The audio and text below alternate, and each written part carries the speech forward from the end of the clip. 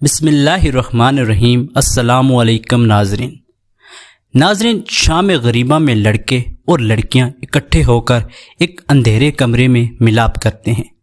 ہمارے ہاں یہی روایت مشہور ہے اور ہم شروع سے یہی سنتے آئے ہیں، لیکن آج کی ویڈیو میں ہم آپ کو شام غریبہ کے تاریخی پس منظر کے حوالے سے اہم معلومات فراہم کریں گے اور آپ کو یہ بھی بتائیں گے کہ شام غریبہ کیا ہے، شام غریبہ کو اہل تشیع در حقیقت کیا کرتے ہیں، کیا واقعی شام غریبہ میں لڑکے لڑکیاں اکٹھے ہو کر ایک اندھیرے کمرے میں ملاپ کرتے ہیں؟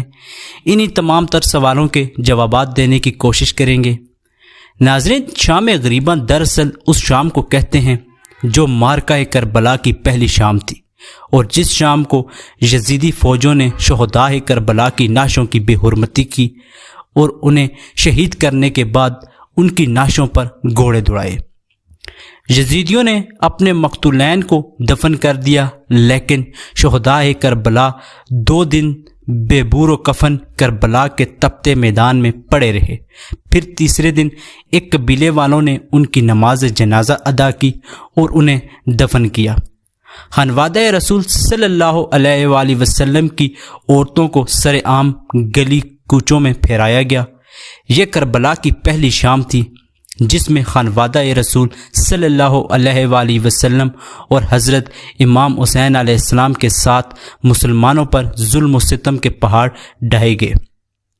ناظرین، شام غریبہ کے بارے میں کئی طرح کی باتیں سننے کو ملتی ہیں، جن میں سب سے مشہور روایت کے مطابق یہ کہا جاتا ہے 10 محرم کی رات تمام اہل تشیع امام بارگاہ میں جمع ہو جاتے ہیں، جن میں خواتین کی بھی کثیر تعداد موجود ہوتی ہے، اور جب تمام لوگ امام بارگاہ میں جمع ہو جاتے ہیں تو اس کے دروازے کو تالا لگا دیا جاتا ہے۔ تالا لگانے کے بعد ایک شیعہ عالم مجلس میں خطاب کرتا ہے اور اس کے ساتھ ہی مجلس کی ساری بتیاں بجھا دی جاتی ہیں، اور پھر دونوں مرد و زن مل کر شرمناک کام سر انجام دیتے ہیں، جس سے پیدا ہونے والے بچے کو شیعہ ذاکر بنایا جاتا ہے۔ مگر ناظرین، حقیقت کی بات کی جائے تو یہ تمام تر روایتیں من گھڑت اور فضول ہیں، جن کا حقیقت سے کوئی تعلق نہیں۔ ناظرین، شام غریبہ فارسی زبان کے مرثیے میں روز عاشورہ کے سورج غروب ہونے کے بعد اور اس رات کی سوگواری کو کہتے ہیں۔ اس مجلس میں جو نوحے پڑھے جاتے ہیں وہ امام حسین علیہ السلام کے اہل بیت کی مصیبت اور واقعہ کربلا کے بعد بچوں اور اسیروں پر جو رات گزری تھی اس کے بارے میں ہے کہ اہل بیت نے اندھیری رات کربلا کے بیاباں میں کیسے گزاری۔ اس رات اور محرم کی دوسری راتوں کے درمیان بعض اور رسومات میں یہ فرق ہے کہ اس رات کو بتی جلا کر اندھیرے میں بیٹھا جاتا ہے۔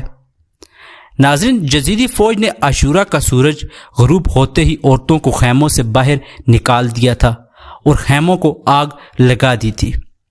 ناظرین، لفظ غریب کا معنی وطن سے دور ہونا بھی ہے، اور بعض اوقات جو بے یار و مددگار اور اکیلا رہ جائے اس کے لیے بھی یہ لفظ استعمال ہوتا ہے۔ شام غریبہ میں بھی جو لوگ اپنے وطن سے دور اکیلے اور بے یار و مددگار رہ گئے تھے ان کے لیے استعمال ہوتا ہے۔ ناظرین، مظفر الدین شاہ کی حکومت سے سوگ کی یہ رات تہران میں مرسوم نہ تھی، اور شام غریبہ کا نوحہ ان کی زبان میں ہے، اس لیے یہ ممکن ہے کہ عزاداری کی یہ رسم مظفر الدین کے زمانے میں ترک قوم اور ان کی وجہ سے تہران میں شروع ہوئی، اور شام غریبہ کی بہت بڑی مجلس اہل ترک کی مسجد شیخ عبدالحسین میں ہوتی ہے۔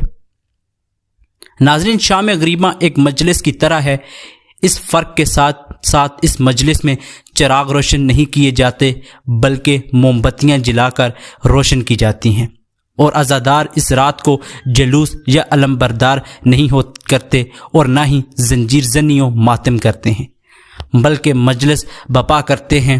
اس مجلس کا مقصد سن 61 ہجری میں امام حسین علیہ السلام پر اس رات جو مصیبت گزری وہ ہوتا ہے۔ اس کے علاوہ اس میں یہ بھی بتایا جاتا ہے کہ اہل بیت کی عورتوں اور بچوں نے یہ تاریک رات کس طرح کربلا کے بیاباں میں گزاری۔ ناظرین شام غریبہ میں آہستہ آواز میں نوحہ پڑھا جاتا ہے اور سب اکٹھے مل کے بیٹھ جاتے ہیں اور نوحے پڑھتے ہیں۔ ناظرین کربلا میں اس رات کو وحشت اللیلہ یعنی وحشت کی رات بھی کہا جاتا ہے، اور اس رات بچوں اور اسیروں کی یاد میں موم بتی جلائی جاتی ہے۔ پاکستان اور بھارت کے اہل تشیع حضرات یہ مجلس سورج غروب ہونے کے بعد منعقد کرتے ہیں، اور اس مجلس میں اہل عزا اندھیرے میں اور زمین پر بیٹھ کر خانوادہ رسول صلی اللہ علیہ وآلہ وسلم پر برپا ہونے والی قیامت صغریٰ پر ماتم اور گریہ کرتے ہیں۔ اسی امید کے ساتھ کہ آپ کو ہماری آج کی یہ ویڈیو پسند آئی ہوگی۔ ناظرین اگر آپ کو ہماری آج کی یہ ویڈیو پسند آئی ہے تو ہمارے چینل کو سبسکرائب کرنا مت بھولیے۔ ملتے ہیں ایک نئی تحقیقی ویڈیو کے ساتھ۔ خدا ہم سب کا حامی و ناصر ہو۔ مجھے دیجیے اجازت۔ خدا حافظ۔